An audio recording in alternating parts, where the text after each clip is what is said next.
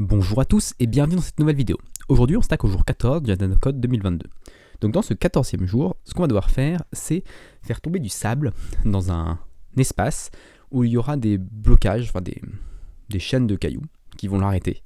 Et le sable va s'entasser jusqu'à qu'il le déborde, on va dire. Et il faut qu'on compte le nombre de grains de sable qui s'est entassé avant de déborder. Donc pour être un peu plus clair, on a ici un schéma qui montre avec des dièses les morceaux, les parois rocheuses on va dire, et le sable va arriver vers le petit plus qui est ici, et va tomber. Après il y a des règles sur comment il tombe, donc il tombe en ligne droite, après il essaie de tomber à gauche, puis il essaie de tomber à droite en fonction de s'il est bloqué par tout droit, et s'il est bloqué à gauche et à droite, et dans ce cas il bouge plus. Du coup, qu'est-ce que je voulais faire d'autre? Qu'est-ce que je voulais expliquer d'autre? Bon là on peut voir ici, du coup le premier tombe ici, ensuite le deuxième tombe ici, le troisième tombe, bon là c'est pas le plus troisième, là c'est au bout d'un certain nombre. Et au bout d'un certain nombre, il commence à remplir, on va dire, l'espace. Ici, on voit avec tous les ronds. Et à la fin, ici, on voit avec des petits tildes le fait que le sable, il glisse, et il tombe dans le vide. Et il n'y a plus de parois rocheuses, donc voilà, il tombe à l'infini. Donc notre condition d'arrêt, ce sera quand un grain de sable tombe à l'infini. Voilà, et là, il faut qu'on compte du coup le nombre de ronds. Donc voilà, ça semble un puzzle assez simple. Faut voir s'il n'y a pas de problème de perf, mais je pense pas avec la solution que j'ai en tête. On va faire quand même beaucoup d'opérations, mais c'est des opérations qui sont assez rapides, donc ça devrait pas forcément poser trop de soucis, je pense. Notre input, c'est un truc qui ressemble à ça, qui sont toutes les lignes rocheuses. Donc là, on a une ligne de 498.4 à 498.6. Ensuite, on a une ligne de 498.6 à 496.6, etc., etc. Voilà, je crois que c'est à peu près tout. Du coup, on va commencer tout de suite. On va copier-coller l'exemple. On va créer notre nouveau fichier, enfin cargo.toml. On va créer, hop, notre bin 14 new file 14.rs, une fonction main. On va tout de suite relancer Rust Analyzer, comme c'est fait. On va faire un test fn test assert équivalent de, je sais pas, part 1 de ça. Hop.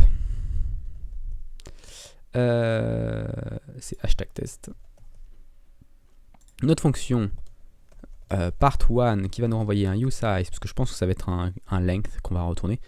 Quoique, non, on va pas renvoyer un length, pour ça ça change pas grand chose.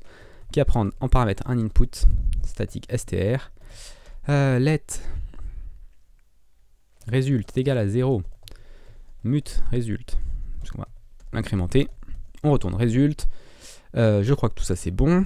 On va voir combien doit nous retourner l'exemple. 24. Donc on va mettre 24 ici. Et puis on peut lancer notre test. Cargo test bin 14. Ça fail puisqu'on obtient 0 à la place de 24. Ok. Donc maintenant on n'a plus qu'à parser notre input. Alors on va le parser dans quoi? On va le parser dans un... H7. En fait, il y a deux possibilités. Soit on le stocke dans un HMAP qui associe une coordonnée à un type de quelque chose qu'il y a dedans. Mais en fait, on s'en fiche un peu de ce qu'il y a dedans. On pourrait considérer que ça, c'est des grains de sable. Que ce soit des grains de sable ou des cailloux, ça ne change rien. En fait, là, ce qui nous intéresse, c'est est-ce que c'est présent ou pas. Et si c'est présent, ça bloque. Si c'est pas présent, ça bloque pas. Donc du coup, on pourrait directement avoir un H7. Donc je pense que... Après, il y aura peut-être sur la partie 2 quelque chose de plus compliqué. Donc on va peut-être...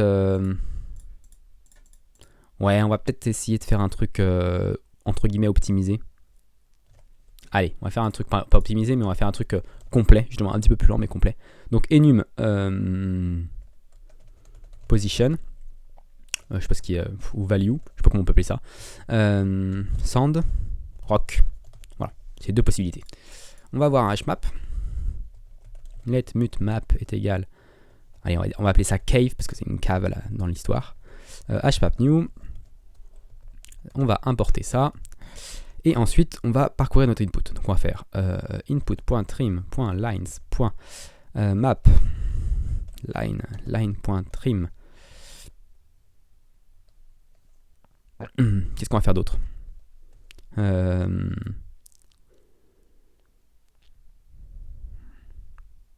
Qu'est-ce que je vais faire d'autre? Est-ce que je peux faire un flat map? Je prends une ligne. Et l'idée que c'est que ma ligne, je vais la ligne split par espace ça.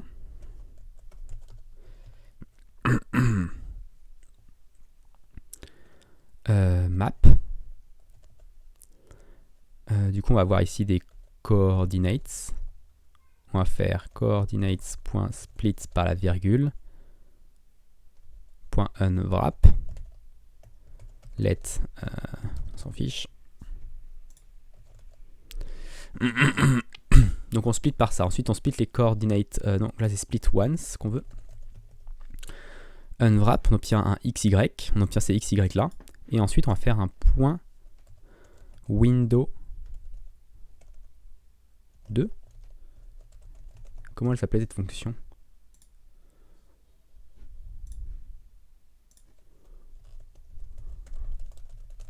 Est-ce qu'on peut faire un slice? Non, on est obligé de collect ici. Avec de U32, U32.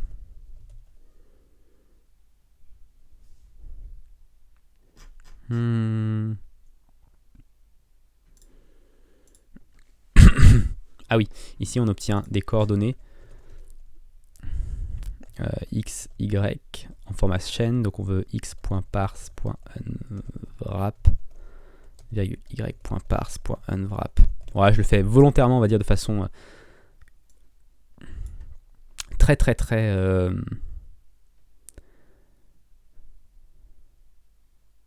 comment dire, ouais, je le fais volontairement de façon très fonctionnelle. C'est pas du tout lisible, ce serait beaucoup plus lisible si je le faisais de manière plus procédurale, mais bon, c'est fun, on va dire.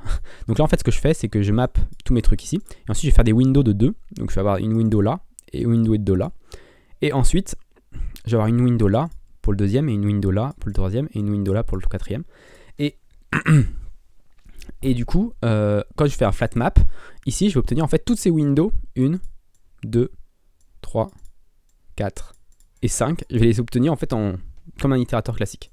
Et donc là, je vais pouvoir itérer dessus. Je pourrais les mettre à for each ici. Donc pour chacune des windows,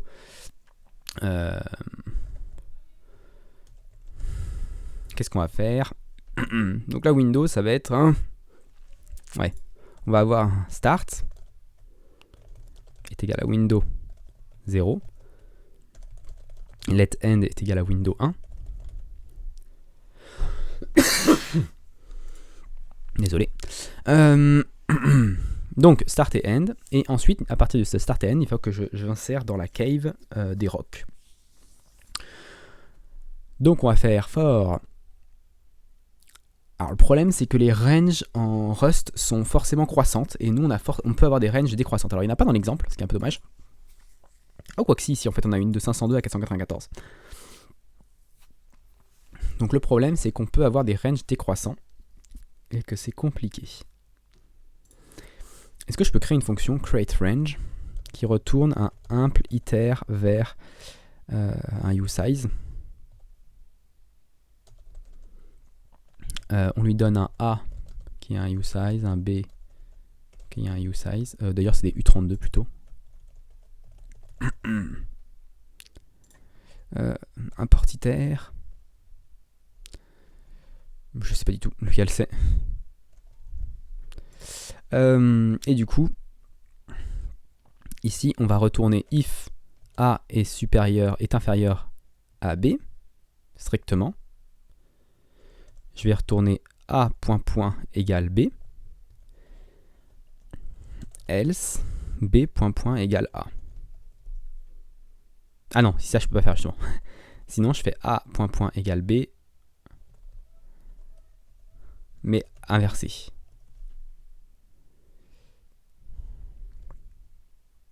Ok, et là, iter.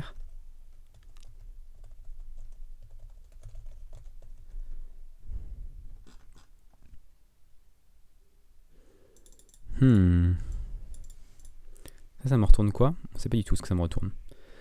Ça, il est complètement perdu. Si je mets string ici, est-ce qu'il m'aide sur le type de retour? Ok.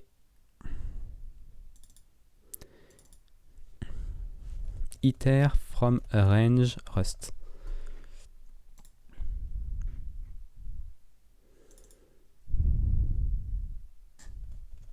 Peut-être que c'est déjà un itérator en fait ça. Donc ça me retourne un range inclusive et ça me retourne un rêve de core iter trait itérator. Donc là si je fais un imple itérator de U32, est-ce que ça fonctionne ça?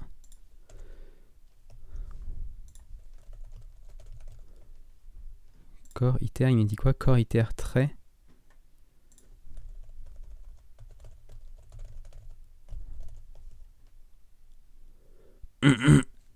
Ok.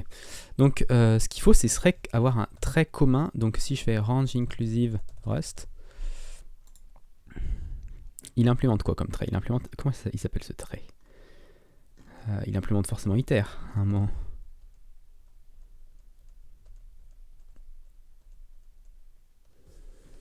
Il implémente double-ended iter.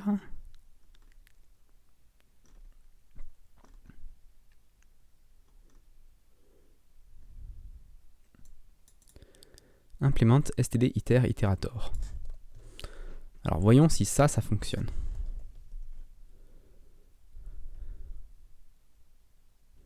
Ok, item égale ça. Ok, là il me dit que ça c'est pas bon. Ok. Et lui,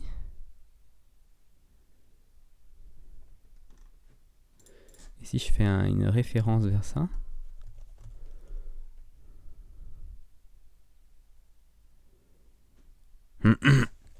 ouais, c'est toujours un peu compliqué ça en Rust. Des fois, tu te demandes comment faire des trucs assez simples comme ça.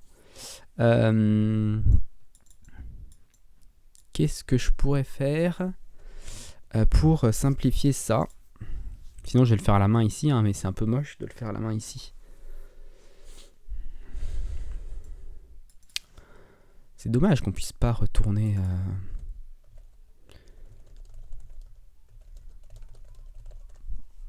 C'est un peu bizarre.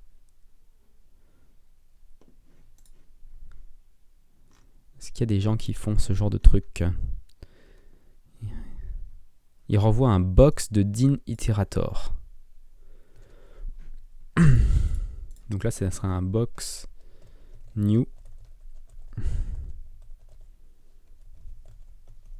Box new. Et ici, ça ferait un box de din. Ok. Donc avec une box, ça fonctionne. Mais bon, c'est un peu moche, je trouve, comme truc. For x in create range de start.0.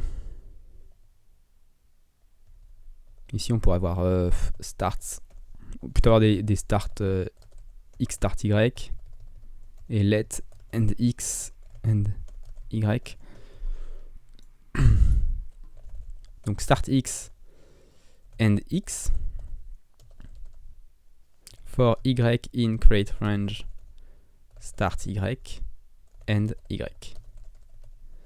Normalement, il y en a un des deux qui est toujours identique, mais bon, on s'en fiche dans ce cas-là. Du coup, ça fera rien, ça fera juste un tour de boucle. On n'a pas besoin de gérer le cas. Et du coup, pour ça, on va faire cave.insert x, y, virgule, value, rock. Ok, il aime pas ça. Dommage. J'ai oublié de faire compiler le truc. Donc il aime pas qu'on retrouve une collecte de, je sais pas, temporary value correct. Ok. Il n'aime pas qu'on collecte. Window on iterator, est-ce que ça existe ça? Ouais, c'est que sur des slices.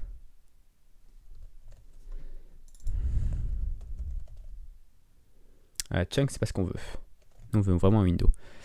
Bon, on va devoir le faire de manière plus classique, hein, je pense. C'est le problème des fois des itérators, c'est que tu te retrouves avec des problèmes de lifetime comme ça qui n'existeraient pas si tu le faisais de façon classique. Ok, donc on va faire for, où est-ce qu'on s'arrête du coup? For line in de tout ça.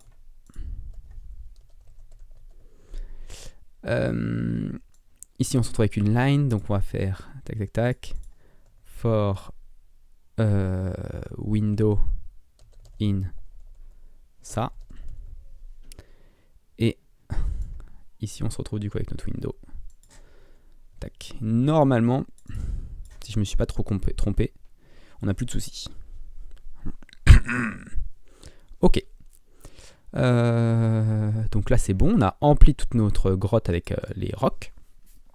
J'ai même plus besoin de ce résultat en fait du coup. Et du coup, on va commencer à faire une loop. Parce que ça va être une loop infinie en fait. On va faire let start position.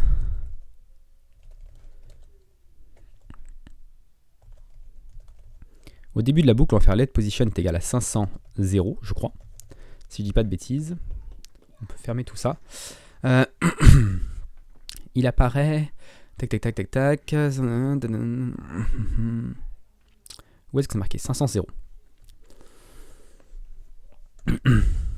Donc, if. Donc, l'idée, c'est de savoir est-ce qu'il y a quelque chose en dessous, au-dessus, en dessous, en bas à gauche. Alors, d'abord, s'il y a quelque chose en dessous, on va en dessous. If not cave.contains key. Donc là, on va appeler ça plutôt xy. Donc contains key x. Donc x c'est quoi? Tac tac tac. X on est à 500 ici. Donc nous ce qu'on va faire c'est plus 1 sur le y pour voir s'il y a quelque chose en dessous. X, y plus 1. Donc s'il ne contient rien, on va faire. Ça va être un let mute. Il faut que je mette mute ici. Ok. Après c'est une référence. Ok. Tac tac tac. Donc ça, une fois qu'on a ça, du coup on va faire x plus égale 1. Et continue.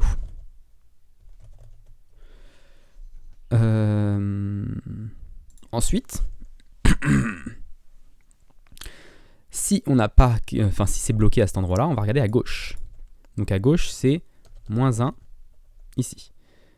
Et du coup si c'est le cas, on fait x plus égale x moins égale 1. On pourra peut-être optimiser ça après pour pas avoir ce genre de truc. Et si c'est pas bon, ici, on regarde à droite. Donc avec plus, plus. Et si on n'est pas passé ni à bas, ni à gauche, ni à droite, et bien dans ce cas-là, on break la loop. Non, est-ce qu'on break la loop? En fait, on va avoir deux loops. On a une loop qui permet de faire tomber le grain de sable. Et alors je vais remettre le 0 ici pour qu'il ne m'embête pas avec le break. Donc on va break la loop et on va recommencer une nouvelle loop. On va recommencer une nouvelle loop avec un nouveau grain de sable. Tac. Donc là on va avoir une première loop, une deuxième loop. Donc ça va être ici. Donc ici on break et surtout on insère cave insert xy. Donc c'est là où on s'est arrêté, value sand.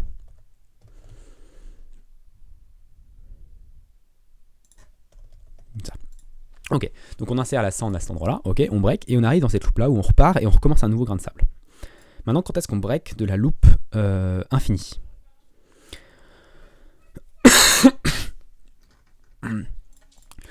On va avoir un let mute lowest est égal à U32 max ou 0 juste on peut mettre en fait parce que de toute façon on descend.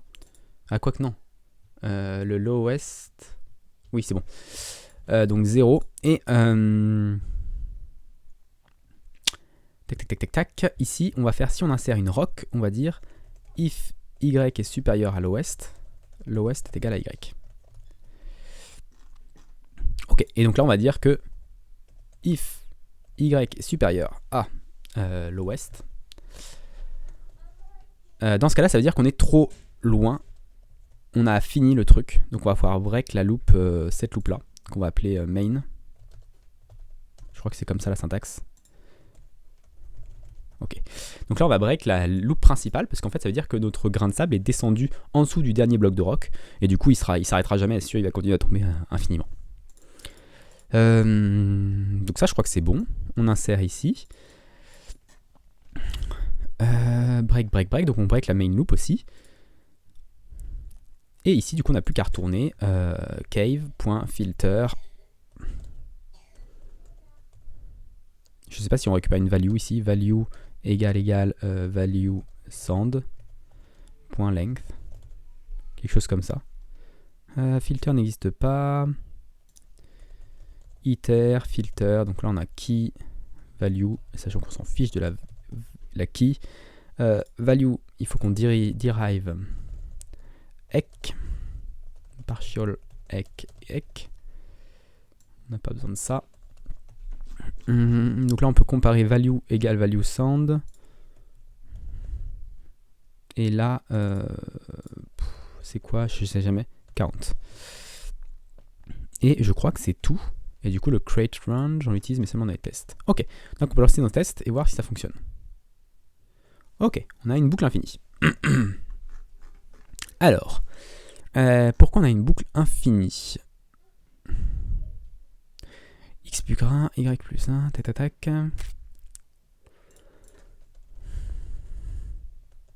DBG de XY au début de la loupe.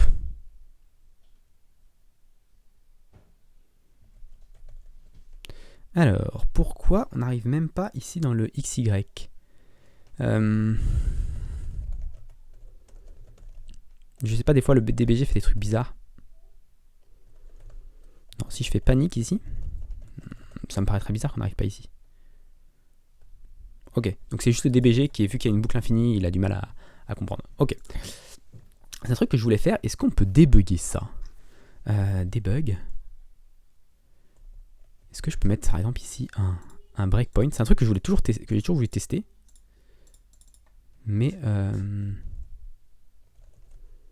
breakpoint, add function breakpoint, add conditional breakpoint.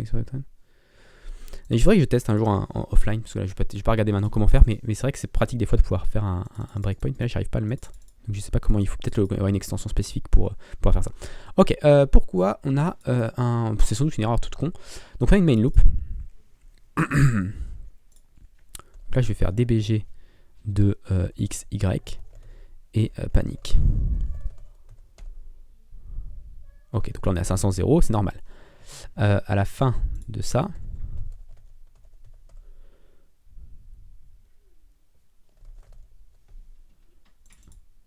ok, on continue toujours. Et il ne bloque. Alors on continue toujours.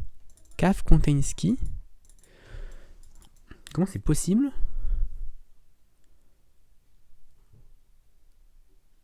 Comment c'est possible qu'on continue toujours? On continue cette loop là. Il y a forcément un moment où on sera bloqué. On va regarder si ma cave elle est bien définie. DBG cave. Un panique. Qu'est-ce qu'il aime pas là? Il faut mettre des bugs ici.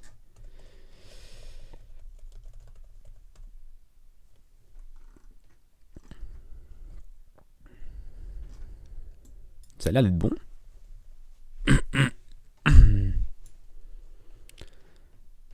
Comment je peux faire pour... oups, j'ai supprimé le mauvais truc. Comment je peux faire pour débugger ça alors que DBG ne m'affiche rien? Je pense que je vais le mettre dans... Hop. C'est sans doute une erreur toute bête. Je vais le mettre ici. Mon part 1. Je vais le mettre dans le main. Parce qu'en fait, le problème c'est que les tests, ils absorbent en fait l'output. Ok. Donc là on a bien Y supérieur à notre lowest. Notre lowest il vaut combien?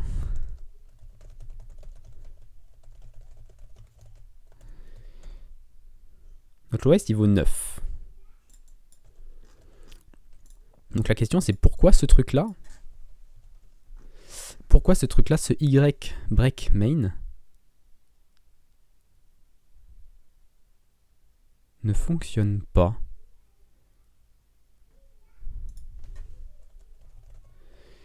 Parce que là Y vaut combien? 46 249, y est bien supérieur à 9. D'accord là-dessus. Donc on devrait rentrer ici.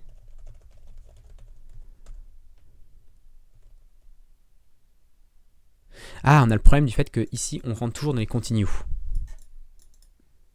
If cave contains key.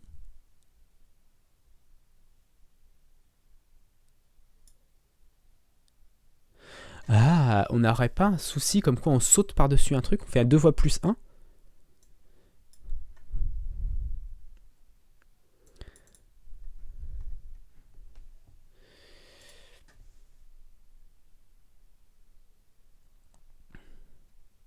If cave contain key. Ok.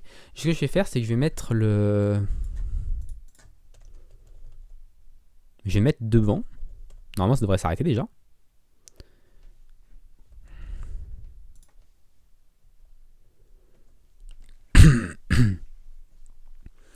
Ça devrait s'arrêter.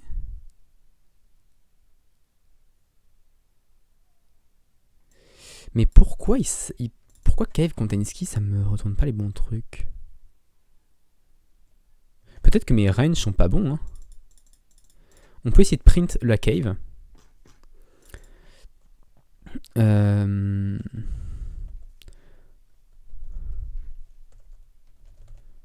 Print cave.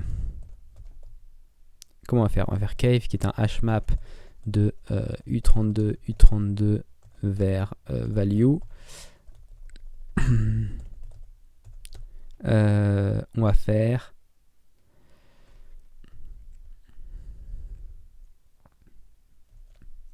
x range est égal à range vers U32 et y range est égal à range de U32.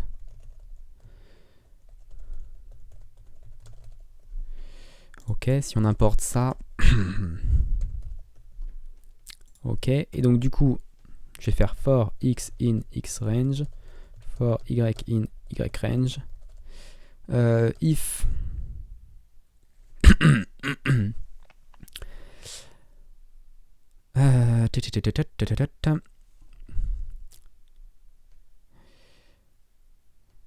donc if cave if let some value égale cave.get x y, else print, on va print un point, on a dit, if value est égal à value, let char est égal à match value sand, donc on va dire que c'est un O, c'est une sand, et value rock, on a dit que c'était un dièse.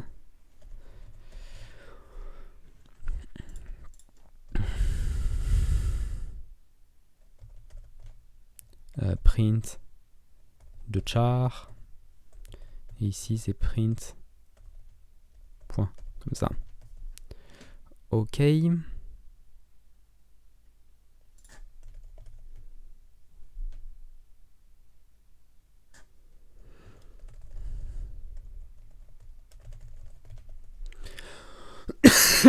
Ok, donc là ça nous fait bon. Donc là on parcourt d'abord pour un x.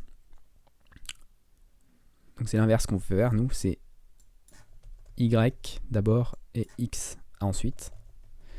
Et ensuite, ce qu'on veut faire ici, c'est println. Juste println pour print un retour à la ligne. Ok, et ensuite, ce qu'on fait, c'est qu'on fait un print cave ici. Print cave. Xrange, ça va être. On va faire de 490 à. Pour être un peu large, 510. Et de 0 à. Je sais pas, 20. Ok.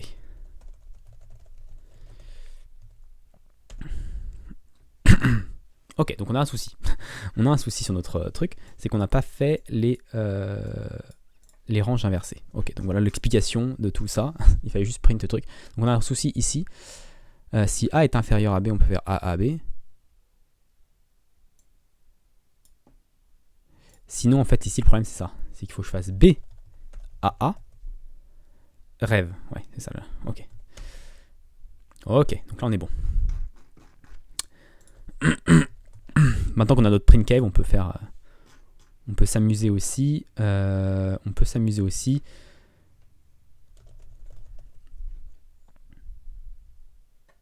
Allez, on va s'amuser un petit peu tant qu'on a fait cette fonction-là pour visualiser le truc. Donc là, on va faire current est égal à option de U32, U32. If let sum current est égal à current. On va même faire... ouais, tac, tac. Current x, current y. Donc si on a un current, dans ce cas-là, ce qu'on fait, sinon on fait ça.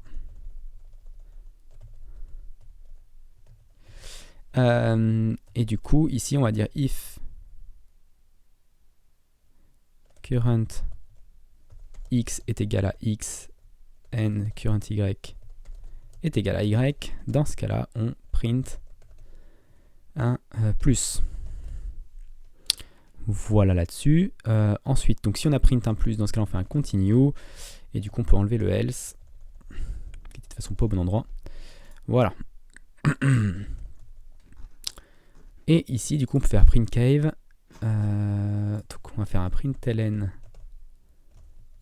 2 println avant, 2 println après. On va avoir un peu de marge. Et du coup, quand on est à l'intérieur ici, on peut arrêter notre DBG et faire un println de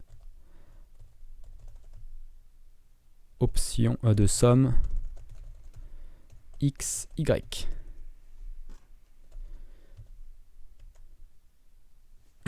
Voilà. On a notre visualisation de notre plus qui tombe et notre remplissage. Et qui est normalement pas trop mal. Faut regarder un peu ce qu'il y a à la fin, mais ouais, ça ressemble grandement au truc. Ok, et du coup on peut faire notre test. Et le test est bon. Donc maintenant on n'a plus qu'à faire notre vraie partie avec l'input.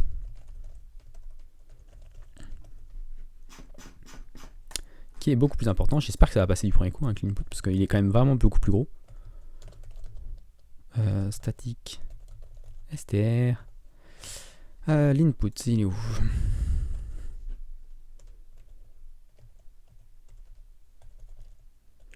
Ok, cargo run.